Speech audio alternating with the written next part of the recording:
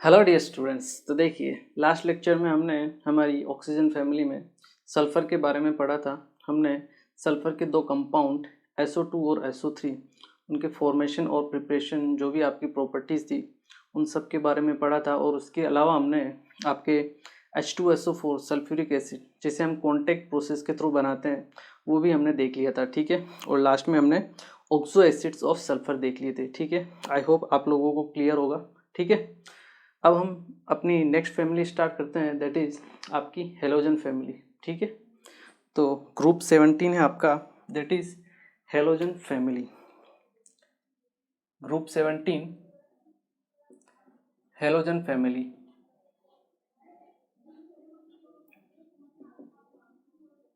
ठीक है। अगर हम हेलोजन फैमिली की बात करें तो देखिए, हेलोजन फैमिली में आपके कौन कौन से एलिमेंट्स आते हैं।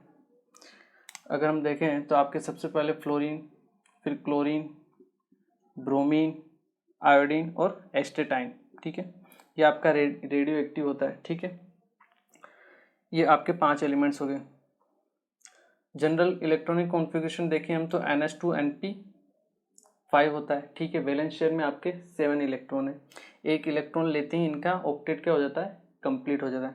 इसलिए ये अधिकतर क्या करने की कोशिश करते हैं, आपके ग्रुप 17 के एलिमेंट एक इलेक्ट्रॉन लेने की कोशिश करते हैं। ठीक है ना, ताकि उनका क्या हो जाए, ऑक्टेट क्या हो जाए, कंप्लीट हो जाए। ठीक है। अब अगर हम इनकी फिजिकल स्टेट के बारे में देखते हैं तो आपका जो फ्लोरीन होता है ये आपका गैस होता है। ठीक है। जो क्लोरीन होता है वो भी आपका गैस होता है। ब्रोमीन होता है आपका लिक्विड स्टेट में रहता है ये। ठीक है। और आपका आयोडीन आपका सॉलिड स्टेट में रहता है। ठीक है। ये तो इनकी फिजिकल स्टेट। जनरल प्रॉपर्टीज़ के बारे में हम देखें तो टॉप टू बॉटम जाने पे हमें पता है आयनेशन एनर्जी क्या होती है। ये आयनेशन एनर्जी से पहले अगर हम बात करें आपके atomic size, atomic size atomic size क्या होती है, इंक्रीज होती है।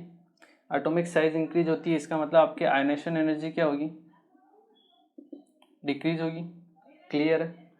अगर हम बात करें आपके melting point and boiling point की, तो ऊपर से नीचे जाने पे आपके मेल्टिंग पॉइंट और बॉइलिंग पॉइंट क्या होते हैं, टॉप टू बॉटम जाने पे इंक्रीज होते हैं। ठीक है। ऑर्डर क्या रहेगा, F2 Cl2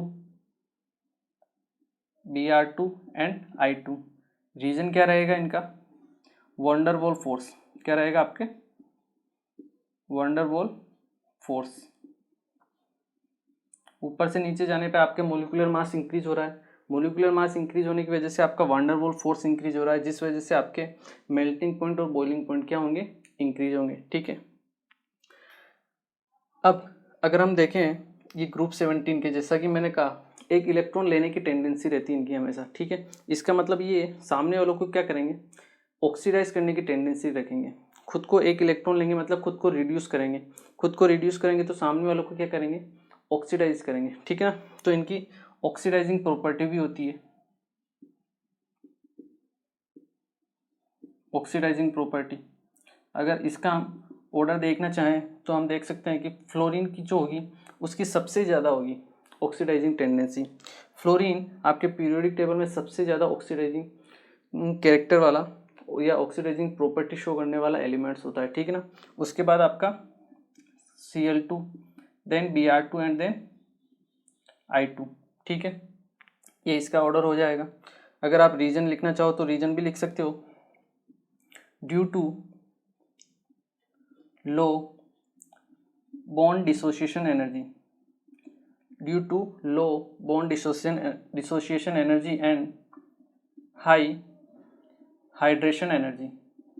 high hydration energy मैं रिकमेंड करूंगा कि आप इन टर्म्स को पूरा लिखें। ठीक है ना।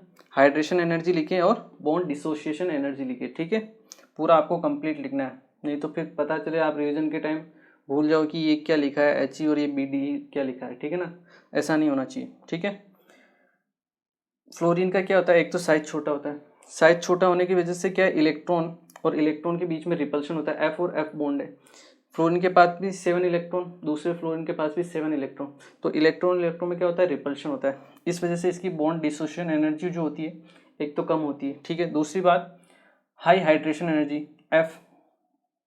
अब अगर हम हाइड्रेशन एनर्जी देखते हैं तो आपकी लिक्विड स्टेट मतलब एक्वस स्टेट में देखेंगे तो फ्लोरीन क्या करेगा, 2 इलेक्ट्रॉन को गेन करेगा और F माइनस में जाएगा, ठीक है, एक्वस में। वहीं हम एक्वस स्टेट में आपकी हाइड्रेशन एनर्जी हम देखते हैं तो F माइनस क्या है, एक तो फ्लोरीन का साइज छोटा है, छोटे साइज पे जैसे उसकी हाइड्रेशन एनर्जी क्या होगी, ज़्यादा होगी। तो मतलब आपकी F2 की F माइनस में कन्वर्ट होने की टेंडेंसी जो है वो क्या है, आपकी ज़्यादा है ड्यू टू इस small size and high hydration energy, ठीक है ना। इसलिए इसकी ऑक्सीडाइज होने की जो टेंडेंसी है वो क्या है, आपकी सबसे ज़्यादा है, ठीक है। इसके अलावा अगर हम देखें आपका बॉन्ड डिसोसिएशन एनर्जी, अगर हम देखें bond dissociation energy,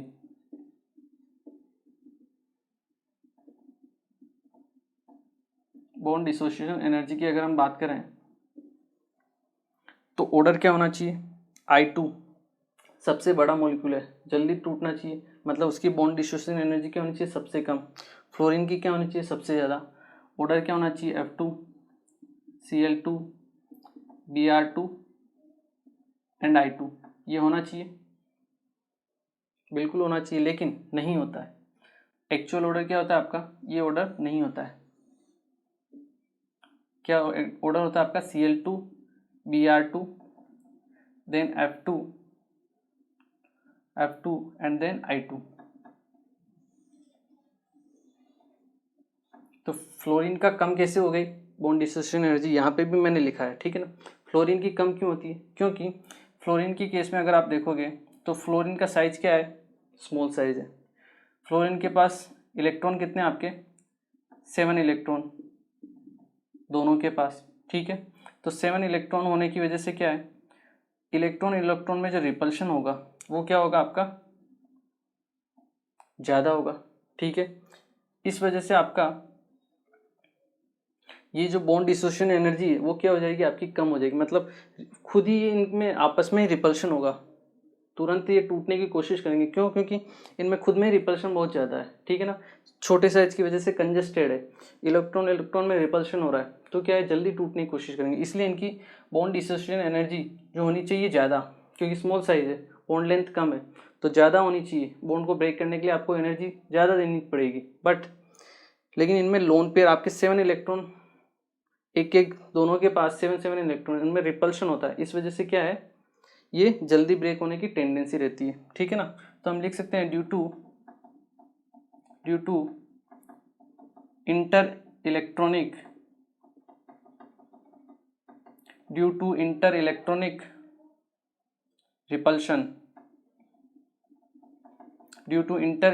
repulsion of fluorine atoms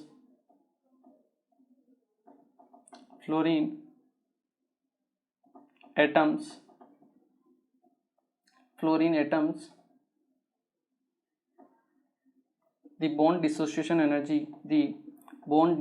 energy of F2 is less या फिर लो, ठीक है। यहाँ पे भी मैंने वही लिखा है, ठीक है, लेस होती है, एक्सपेक्टेड ये होता है, बट होता क्या एक्चुअल में ये, तो ये आपको याद रखना है, ठीक है ना। थोड़ा एक्सेप्शन आते हैं तो आपको याद रखना पड़ेगा, ठीक है। ये आपकी कुछ जनरल प्रॉपर्टीज़ थी, ठीक है। इसके अलावा अगर हम देखें इलेक्ट्रॉन अफिनिटी का ऑर्डर, इलेक्ट्रॉन अफिनिटी का अगर हम ऑर्डर देखें, इलेक्ट्रॉन अफिनिटी क्या होती है, थर्ड पीरियड की हमेशा ज़्यादा होती है, ये मैंने आपको पहले ही बता चुका हूँ। तो क्लोरीन की ज़्यादा होगी, than fluorine, then bromine and then iodine. यहाँ पे केवल थर्ड में आपका ऑर्डर चेंज होता है, ठीक है। ये हो गई, और क्या बचा आपका, साइज हो गया, आयनेशन एनर्जी हो गया, मेल्टिंग पॉइंट, बॉइलिंग पॉइंट हो गया, इलेक्ट्रॉन अफिनिटी हो गया, ठीक है। तो ये आपकी कुछ जनरल प्रॉपर्टीज़ थी जो इसमें मैंने शामिल कर ली है, ठीक है ना। एक बार आप इसे नोट कर लीजिए, ठीक है। उसके बाद हम इसकी कुछ और प्रॉपर्टीज़ के बारे में पढ़ते हैं, एक बार आप इसे नोट कीजिए। ओके, देखिए अब हम बात करते हैं इनकी ऑक्सीडेशन स्टेट्स के बारे में। जनरली जो फ्लोरीन होता है वो आपके -1 ऑक्सीडेशन स्टेट जो है वो शो करता है। केवल फ्लोरीन हमेशा आपके -1 ही शो करता है, ठीक है ना, क्योंकि पीरियोडिक टेबल में सबसे ज़्यादा जो इलेक्ट्रोनेगेटिविटी होती है जिसकी वैल्यू होती है आपकी 4, वो किसकी होती है, फ्लोरीन की, ठीक है ना। इसलिए ये हमेशा आपके जो होती है हमेशा -1 ऑक्सीडेशन स्टेट ही शो करता है, ठीक है ना। हमेशा इलेक्ट्रॉन लेता है, कभी किसी को देता नहीं है, ठीक है ना। तो ये एक इम्पोर्टेंट है, ठीक है। अगर हम बात करें किसकी, आपकी ऑक्सीडेशन स्टेट की, अगर हम बात करें ऑक्सीडेशन स्टेट, तो only fluorine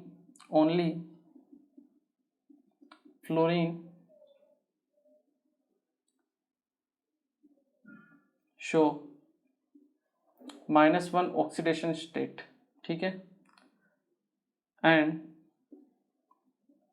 rest all elements or all members show oxidation state ranging from ओ जितने भी है बाकी -1 भी शो करते हैं आपके 0 +1 +2 +3, इसके अलावा +5 +6 और +4 भी शो करते हैं ये, और +7, सारी की सारी ऑक्सीडेशन स्टेट आपकी शो करेंगे, ठीक है ना। ये चीज़ इंपॉर्टेंट है। जैसे OF2 ले लो, आप एग्जांपल ले लो, OF2 में फ्लोरीन की -1 होती है, ठीक है, ऑक्सीजन की क्या होगी, +2 होगी, ठीक है। Cl2O3 ले लो, Cl2O5 ले लो, Cl2O7 ले लीजिए। यहाँ पे देखिए ऑक्सीजन के -2, क्लोरीन के +3 है, यहाँ +5 है, +7 है, ठीक है ना। IF7 ले लीजिए, IF7, यहाँ पे भी आयोडीन की +7 है, ठीक है ना। तो ये जितनी भी आपकी ऑक्सीडेशन स्टेट है वो मैक्सिमम शो करते हैं आपके कौन से, बाकी के जितने भी आपके हेलोजन से, केवल और केवल फ्लोरीन को छोड़ के। फ्लोरीन हमेशा आपका -1 ऑक्सीडेशन स्टेट ही शो करता है, ठीक है। एक तो ये इंपॉर्टेंट चीज़, ठीक है ना। तो जितने भी आपकी हायर ऑक्सीडेशन स्टेट्स है वो केवल और केवल किसके साथ शो कर रहे हैं, जब आपका ऑक्सीजन के साथ कोई कंपाउंड बन रहा है, ठीक है ना, तभी ये आपकी हायर ऑक्सीडेशन स्टेट को शो कर रहे हैं, ठीक है ना, ऑक्सीजन के साथ, ठीक है। अब अगर हम बात करें एक और पॉइंट, जो आपका लिक्विड आयोडीन होता है, लिक्विड आयोडीन, ठीक है। लिक्विड आयोडीन जो होता है आपका सेल्फ आयोनाइज होता है। क्या होता है, सेल्फ आयोनाइज होता है, ठीक है ना। इसी वजह से ये एक अच्छा कंडक्टर होता है इलेक्ट्रिसिटी का। Liquid iodine I2 is a good conductor, is a good conductor of electricity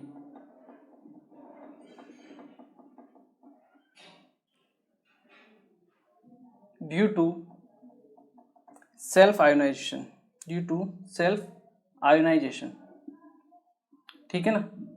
तो I2 लिक्विड I2 जो होता है गुड कंडक्टर ऑफ इलेक्ट्रिसिटी होता है ड्यू टू सेल्फ आयोनाइजेशन। मतलब ये जो I2 है ये आपका I3+ और I3- की फॉर्म में रहता है, ठीक है ना। मतलब सेल्फ आयोनाइज होता है, ठीक है, मतलब केटायन और एनायन की फॉर्म में, ठीक है। इसलिए लिक्विड I2 की बात करें हम, ठीक है ना, इसलिए गुड कंडक्टर होता है इलेक्ट्रिसिटी का, क्योंकि आयंस अवेलेबल होते हैं, ठीक है। इसके अलावा जितने भी आपके ये होते हैं हेलोजेंस, वो आपके कलर शो करते हैं, ठीक है ना, कलर्ड होते हैं वैसे, ठीक है ना। तो आप नेक्स्ट पॉइंट लिख सकते हो, all halogens are coloured in nature, ठीक है ना। आपके नेचर में क्या होते हैं, कलर्ड होते हैं, ठीक है, क्लियर। अगर आप बात करो फ्लोरीन की, ठीक है, fluorine, chlorine, bromine and iodine, ठीक है, ठीक है। अगर आप बात करो फ्लोरीन की, तो हम कह सकते हैं कि जो फ्लोरीन होता है आपका येलो होता है, Cl2 ग्रीनिश येलो, Br2 आपका रेड एंड I2 जो होता है आपका वॉयलेट होता है, ठीक है। इन्हें आप नोट कीजिए, फिर हम नेक्स्ट प्रॉपर्टीज के बारे में पढ़ते हैं। ओके, तो अब हम देखते हैं आपकी फ्लोरीन की नेक्स्ट। अगर हम प्रॉपर्टी देखें तो फ्लोरीन जो होता है अपने ग्रुप में सबसे नंबर 1 पे होता है, ठीक है ना। तो हमें पता है कि जो आपका फर्स्ट मेंबर होता है आपके हर एक ग्रुप का, वो क्या शो करता है, आपका एनोमलस बिहेवियर शो करता है, ठीक है। वैसे ही सेम आपका फ्लोरीन भी आपका एनोमलस बिहेवियर शो करता है। रीजन क्या है, आई थिंक आप लोगों को पता होंगे, ठीक है ना। सो अब हमारा नेक्स्ट टॉपिक क्या रहेगा, anomalous behaviour of fluorine. Fluorine का एनोमलस बिहेवियर, रीजन क्या हो सकते हैं। फर्स्ट रीजन तो क्या रहेगा, ड्यू टू स्मॉल साइज। क्या रीजन रहेगा आपका, small size, due to small size. Second क्या रहेगा, high ionisation energy. And third one क्या रहेगा आपका, absence of vacant d orbital, absence of vacant d orbital, ठीक है। इसके अलावा फ्लोरीन की जो होती है आपकी बॉन्ड डिसोसिएशन एनर्जी, वो भी क्या होती है, बहुत कम होती है, ठीक है ना। वो भी एक रीजन हो सकता है। तो आप लिख सकते हो low bond dissociation energy of fluorine, जो अभी हमने देखा है, ठीक है ना। ये आपके मेन रीजन है किसके, एनोमलस बिहेवियर शो करने के फ्लोरीन के, ठीक है। इसके बाद हम देखते हैं आपकी केमिकल प्रॉपर्टीज, ठीक है, या फिर हम केमिकल रिएक्टिविटी देखते हैं। फ्लोरीन की रिएक्शन देखते हैं हम, मतलब आपके जो हेलोजेंस हैं उनकी रिएक्शन देखते हैं वाटर के साथ, ठीक है। Reaction of halogens with water, reaction of halogens with water, water के साथ आपके ये क्या क्या रिएक्शन शो करते हैं, ठीक है ना। तो फ्लोरीन जो होता है आपका वाटर के साथ रिएक्शन करके HF बनाता है, एसिड बनाता है HF, ठीक है। हाईली रिएक्टिव तो होता ही है फ्लोरीन, ठीक है ना। तो विगोरसली रिएक्ट करता है आपके वाटर के साथ और उसे क्या कर देता है, आपको ऑक्सीडाइज कर देता है, ठीक है ना। तो हम लिख सकते हैं फ्लोरीन रिएक्ट्स विथ वाटर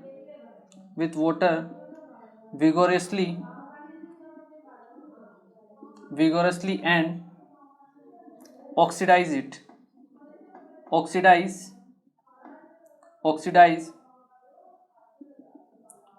ठीक है। उसको क्या कर देता है, आपको ऑक्सीडाइज कर लेता है। जैसे आपका फ्लोरीन F2 है, वाटर के साथ रिएक्शन शो करेगा और HF बनाएगा, ठीक है, साथ में हाफ O2, ठीक है। इसको ऑक्सीडाइज कर देता है, ठीक है, वाटर को, ठीक है। इसके अलावा हम देखें, ऑक्सीडाइज करना मतलब -2 है, -2 से इसको 0 में पहुंचा दिया, मतलब उसका ऑक्सीडाइज कर दिया, ऑक्सीडेशन कर दिया, ठीक है। इसके अलावा आपके जो दूसरे हेलाइट्स होते हैं वो अगर वाटर के साथ रिएक्शन करते हैं तो वो एक डिसप्रोपोर्शनेट टाइप की रिएक्शन शो करते हैं, ठीक है। जिसमें वो आपका एक तो क्लोरिक एसिड बनाएंगे, मतलब अगर क्लोरीन हम काम में लेते हैं तो क्लोरिक एसिड बनाएंगे और एक हाइपोक्लोरस बनाएंगे, ठीक है। अगर हेलोजन कोई भी होगा तो आपका एक तो हेलिक एसिड बनेगा और एक आपका हेलस एसिड बनेगा, ठीक है ना। वो हम देखते हैं, अगर आपका फ्लोरीन के अलावा ब्रोमीन हम लेते हैं या फिर क्लोरीन लेते हैं, chlorine and bromine reacts with water and show disproportionate reaction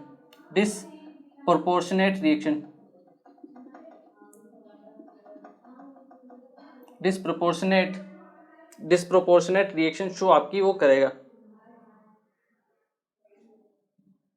disproportionate reaction, ठीक है।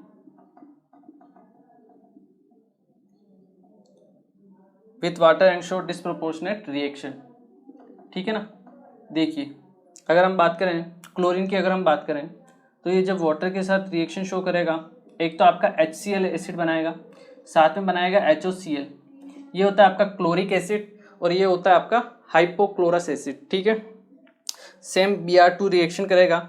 यहाँ पे क्लोरीन का ऑक्सीडेशन स्टेट आप देखो तो 0 है, यहाँ पे -1 है और यहाँ पे क्या है, +1 है। इसका मतलब 0 से -1 में भी जा रहा है, रिडक्शन भी हो रहा है और क्लोरीन का ऑक्सीडेशन भी हो रहा है, मतलब एक ही एलिमेंट का ऑक्सीडेशन भी हो रहा है और रिडक्शन भी हो रहा है। तो ऐसी रिएक्शन को हम क्या बोलते हैं, डिसप्रोपोर्शनेट रिएक्शन, ठीक है। तो आपके बाकी के हैलाइड्स इस टाइप की आपकी रिएक्शन को शो करते हैं वाटर के साथ, बट फ्लोरीन आपका H2O के साथ एसिड देता है HF, ठीक है। तो ये एक इम्पोर्टेंट रिएक्शन होती है, ठीक है, इसे आप नोट कीजिए। उसके बाद हम हेलोजेंस की बाकी रिएक्शंस पढ़ते हैं, ठीक है ना। एक बार आप इसे नोट कीजिए। ओके, तो देखिए अब हम पढ़ते हैं आपकी रिएक्शन विथ हाइड्रोजन, ठीक है, कि हाइड्रोजन के साथ कैसे रिएक्शन आपकी शो करते हैं, ठीक है।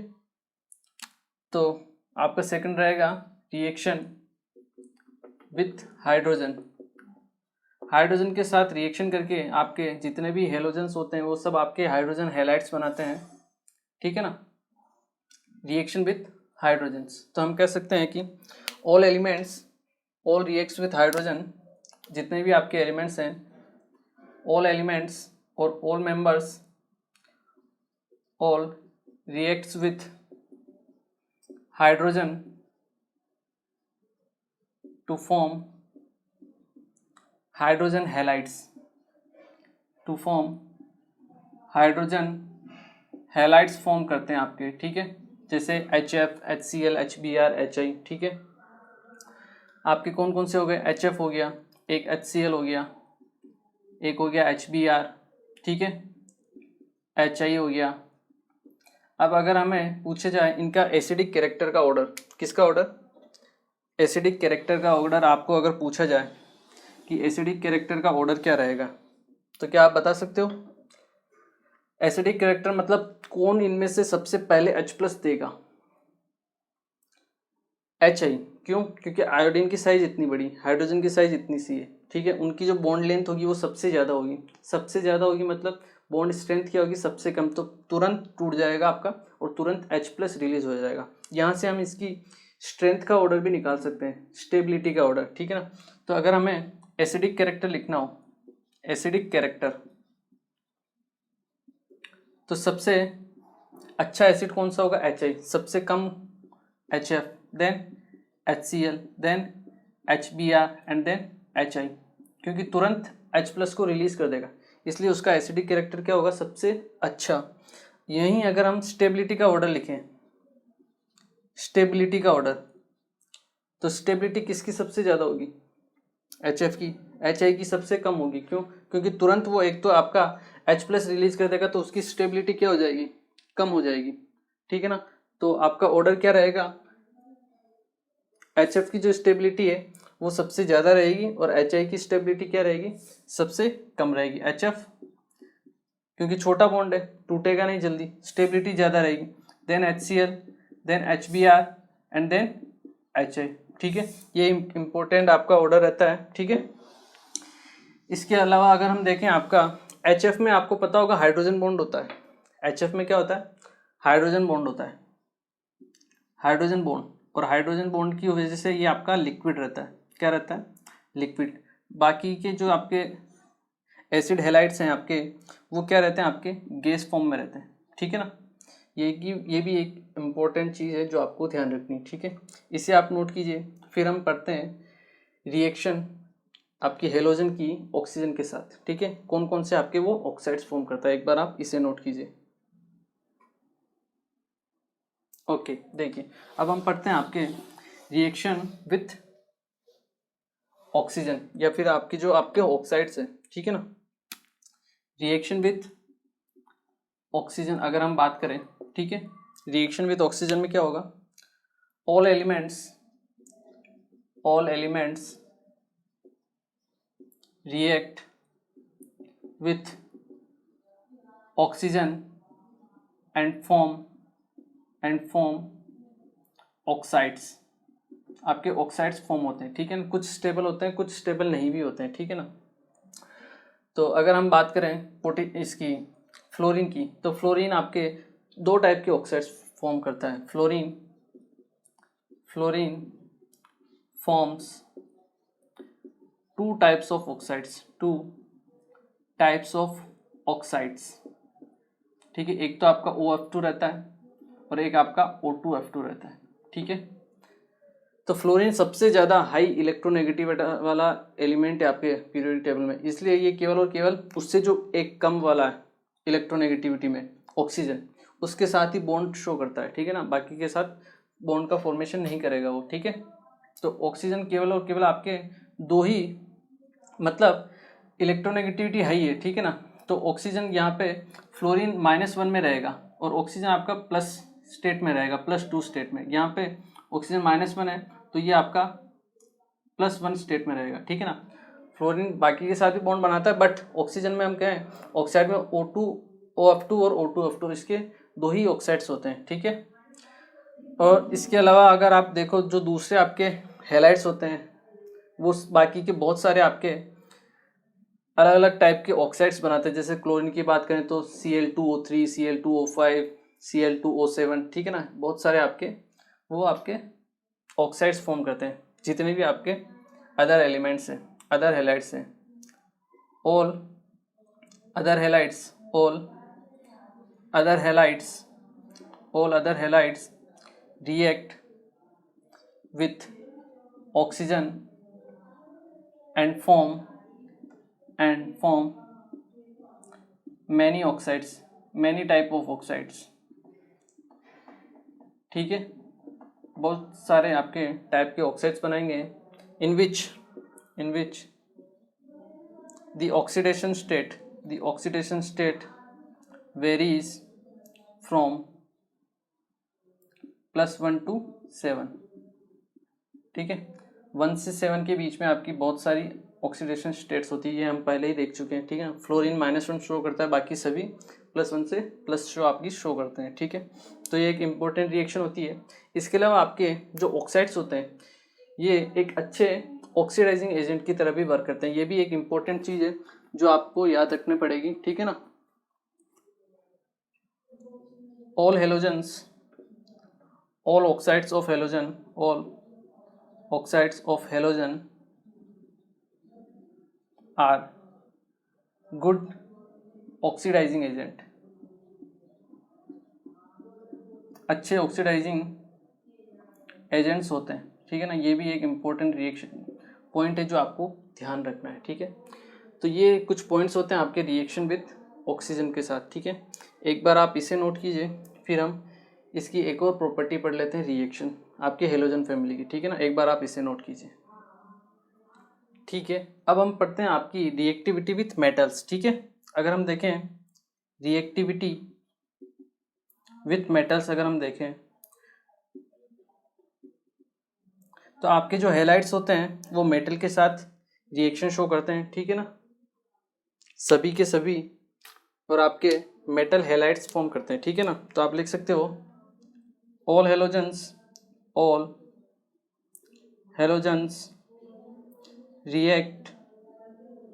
reacts with metal and form metal halides form करते हैं वो, ठीक है।